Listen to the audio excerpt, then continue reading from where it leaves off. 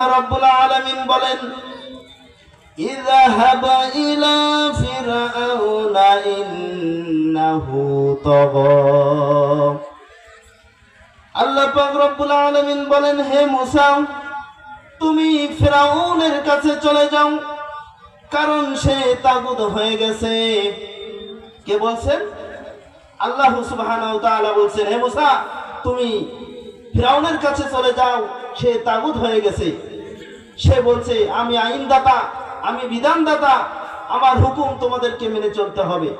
সুতরাং যুগে যুগে যারা আল্লাহর দেওয়া আইন, আল্লাহর দেওয়া বিধান, নিজেদের মন গড়া আইন কানুন সংবিধান দিয়ে সমাজ পরিচালনা করবে, রাষ্ট্র পরিচালনা করবে, তারাই হলো তাগুত। ঠিক না?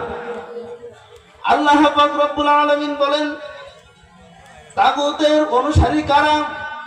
আল্লাহু ওয়ালিয়ুল্লাযীনা আমানু ইখরিজুহুম মিনাজ-যুলুমাতি ইলান-নূর ওয়াল্লাযীনা কাফারু আউলিয়াউহুমুত-তাগুত ইখরিজুনাহুম মিনান-নূরি ইলাজ-যুলুমাত উলাইকা আসহাবুন নার হুম ফিহা খালিদুন। আল্লাহু আকবার।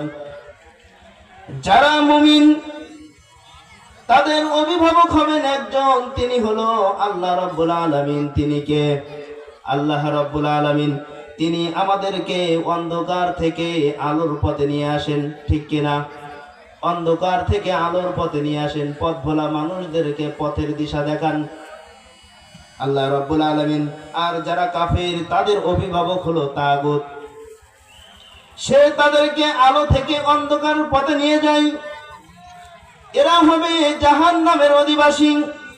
সেখানে তারা চিরকাল থাকবে, সেখানে তারা অনন্তকাল থাকবে।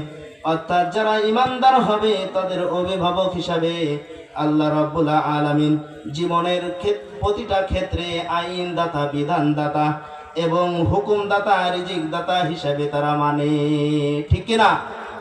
আল্লাহ রাব্বুল আলামিনকে যারা বিধানদাতা, রিজিকদাতা হিসাবে মানে, তারাই হলো মুমিন। তারা কি? মুমিন।